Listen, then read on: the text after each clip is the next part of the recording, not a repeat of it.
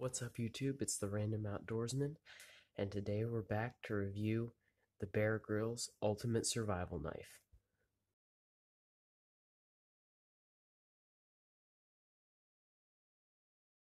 So to start out, we see that I like turtles. Wait, that's not right. This knife is half serrated, half fine edge. It has a nice striker on the back, two holes up here to lash to a stick, and then one back here where you can tie it off, or just be a normal lanyard hole. It has a pommel, rubberized handle, and I'm pretty sure it's over glass-filled nylon. It's full tang. Blade is coated. The sheath has an included fire starter, built-in sharpener on the back, some rescue signals, two different options of how to carry this. You can either carry it like this on your belt or hanging like this with that hole there, and then there's a pouch back here for Priorities of Survival booklet, and that is the basic overview. So now that you have the basic overview, let's talk about the actual functionality of the knife. I have used this knife for 3 years. That's a pretty long time to use just one survival knife, and this is the only survival knife I've had for 3 years up until yesterday. So it has had to serve me well by itself. I have used this to chop, baton, shave, make probably 50, 60 fires with however many, a lot.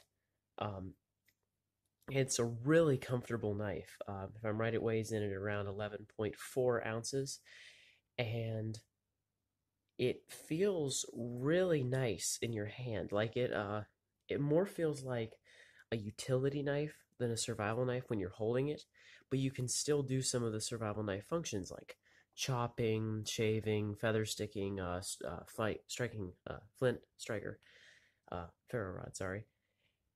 And it enables you, because of how this handle is shaped, to choke back on the handle to get more swing for chopping. With the 4 3/4 inch blade, it still has a lot of control when you're using it, even though there's no finger choil or anything there. And even though there's not much fine edge, you still can find yourself using it pretty well. But there's only a couple flaws with this knife, which I have found through a lot of use. The first one is it doesn't hold an edge the best of any knife, of most knives I have.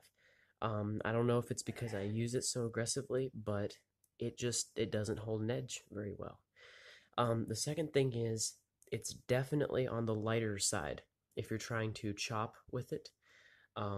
It's a good length for baton, and it's a good thickness, 3/16 of an inch, but still the 4 3/4 inch blade's a little bit short if you're trying to get some bigger wood. I've never had a problem with anything other than that. The serrations are very hard to sharpen on this. I have sharpened them, but as you see, that's a pretty hack job there on those serrations. And also, I found out that this does have full tang. This is kind of a hypothetical problem I have with this knife, but the full tang is not the whole width of the handle. As you see, there's still the rubberized coating and the glass-filled nylon. So the tang is only about this wide in there. So let's just say extended survival, your handle were to break off. This knife, you're going to have to tie it maybe into a stick or something.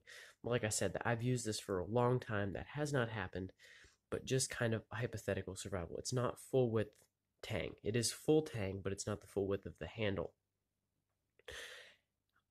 Besides that, the sheath is really nice. It's really comfortable to carry. And the fire starter, I know in the Pro model, they made the fire starter point down, go into the sheath downward so it wouldn't fall out, because apparently after you work it in and out enough, these little tabs get worn off, and you can just be walking along in the woods one day and your fire starter falls out, which that's not any fun. But with all the times I've used this, and you see how much I've used it, I have never had it fall out. Um, so that's a problem I have not yet had with this. You see how those little tabs are worn down there, but it still holds itself in pretty well.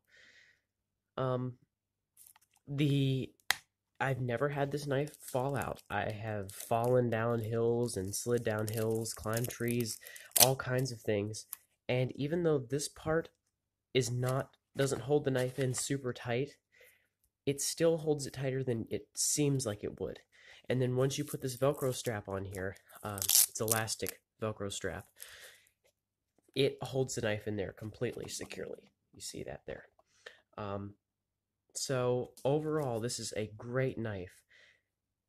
The maybe not for a bigger, stronger man, but definitely for um, maybe if you have smaller hands, maybe you're not big. I'm 6'2". I'm and so I'm kind of big for a knife like this, but it's definitely a good utility survival knife. Let's say you already have an axe or something, but it probably would not be as good as chopping as like an SCHF 9, um, and definitely not like a machete or an axe. It still can get some light chopping done, and the serrations make it easy to cut through rope and stuff. And the serrations stay sharp long after the blade stays sharp. I can still feather stick with the serrations way after the blade has gone dull. Um, but, you know, it's not very smooth. It's, does like two or three different feather stick lines at once. Um, so yeah, it's a really good knife, but you just have to consider those couple things. It's not a super beefy knife. It is a smaller survival knife. It's a utility survival knife. It's not a do-it-all survival knife. Um, so I hope that review has helped you, and please like, subscribe, comment, and tell us what you want to see next. If you would like to see a review of the more robust, the SCHF 26, the SCHF Machete 2, or the Camillus Camp Tri-Pack, because those are a couple ones I have coming up. So comment below. Thanks.